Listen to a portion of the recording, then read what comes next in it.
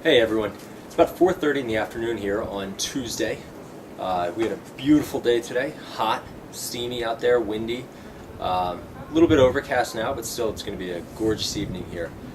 I want to start off by thanking everyone for all of the support. It's been incredible. I didn't think these video blogs would take off the way they did, but it seems that people are really excited and interested and have a lot to say and a lot to ask about, and I really appreciate that. So keep all the questions and the good wishes and the good luck coming. You have no idea how far it goes, so thank you for that. I was planning on doing my next blog about nutrition, and I realized that I have a lot to say about nutrition, so I'm actually going to hold off until tomorrow when I can do another video entry that basically walks you through my kitchen, and we're going to talk about what I eat the day before, the day of, what I do in preparation a couple weeks out, a couple days out. That hopefully give you a better idea on how I personally prepare for the Ironman and how I actually race the Ironman, what I'm going to be taking in, the fluids, the calories, and all that. For now, though, I had a lot of questions come in via email and comments on the website and the blog, asking just a bunch of different questions about everything. So I wanted to go over a couple of them and encourage more people to send in some other questions that they might have. So the first question I got says, I have a quick question. I have a friend who has done a half Ironman in about 5.5 hours. He now wants to do a full Ironman. He cannot afford a private coach, but was looking for some advice on a couple of books on very basic Ironman training. Any recommendations? I think this is a great question. The world of triathlon is very cross-prohibitive. Once you're done paying for the bike, the shoes, the wetsuits, the helmets, the nutrition, the race entry fees, and all of that, a lot of times there isn't a lot of money left over for the actual coaching, the preparation for the races. So while I think that private, one-on-one, individual coaching is the best thing to prepare you personally for a race, I think that there's a lot of good options out there to give you a general framework to at least get you through your first race, your first couple, or even your first season. The way that I started off racing about 5 years ago was actually my girlfriend's dad had a copy of Joe Friel's The Triathlete's Training Bible. If you're a cyclist or a swimmer, you might have heard of Joe Friel. He has also done books, the Cyclist Training Bible, the Swimmer's Training Bible. But the Triathlete's Training Bible is a fantastic book. It's really easy to read, doesn't go into too much of the science, isn't overwhelming, but gives you a good, well-rounded idea of everything from heart rate training to periodized schedules to how to lay out your calendar, how many hours you need to be able to commit for a sprint triathlon, a half Ironman, a full Ironman. I think that's a great starting point. Beyond that, there's a ton of good websites out there. Just simple Googling will find some great 26-week or 52-week programs to get you ready for your first Ironman on 10 hours of training a week, 15 hours of training a week, 20 hours of training a week. So there's something out there for everyone that'll at least give you that starting point, that general framework to get you through your first race. And then you can think about, if you really love it, hiring that coach that's going to be able to take you to the next level. The next question that I got has to do with the wind and the weather conditions out here in Hawaii. As you saw from particularly the last blog on the bike course out here on the Queen K, it can be really windy. Like I mentioned, we can get winds upwards of 40, 50, 60 miles an hour in certain points. Sometimes they come off the mountain, sometimes they come off the water, sometimes they come right at your face, sometimes they come from behind.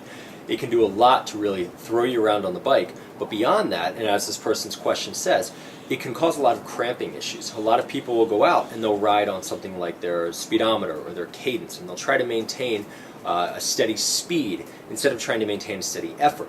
If you think of it, today for instance, I went out for a 2-hour ride. Going north, I had about a 25 mile an hour tailwind. I was riding steady 30, 32 miles an hour.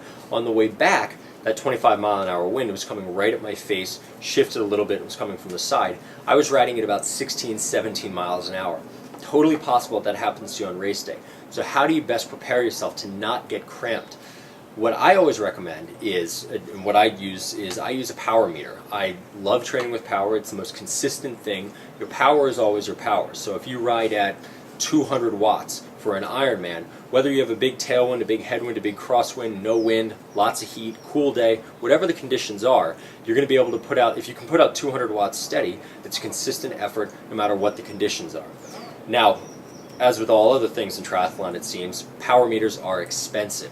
So a step down from that is just training off heart rate. Heart rate alone will give you a great idea of where you are and how consistent your effort is.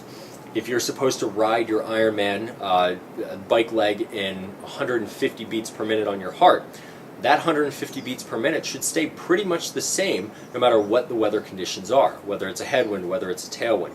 Beyond that, I recommend that people try to maintain a steady cadence as much as they can. If you find that you're comfortable riding 85 revolutions a minute, 90 revolutions a minute, 100 revolutions a minute, try to maintain that no matter what's happening. That includes going uphill, going downhill, into a crosswind, a headwind, or with a tailwind. If you can maintain your power, your heart rate, and or your cadence, you're going to be putting out a steady effort that should keep you at kind of at that equilibrium, which means that you're going to get the liquids through your body, the calories through your body, the blood through your body, and it's going to prevent that cramping. So back at home in Brooklyn, I do some work with the wonderful people at the Brooklyn Tri Club.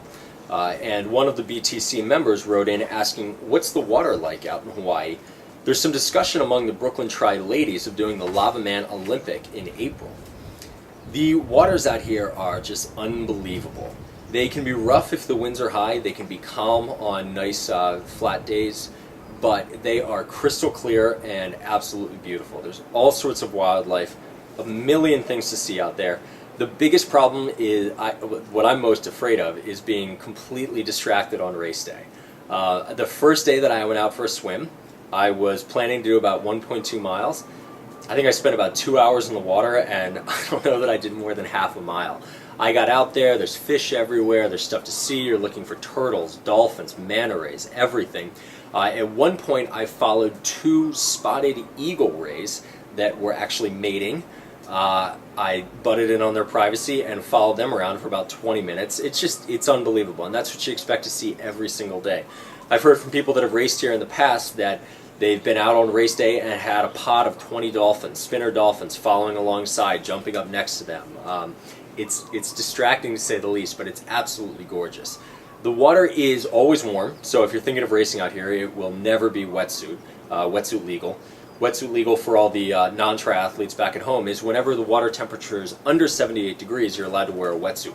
Out here the water hovers more like 81, 82, 83 degrees, so it gets quite warm depending on the length of the swim, how long you're out there, and what time of day you're out there. Like I said, it can be choppy, but in Kailua Bay, which is where the Ironman race takes place, it's for the most part calm. You launch out of the Kailua Bay and you swim alongside the shore, basically going straight out 1.2 miles, U-turning and coming back to the bay.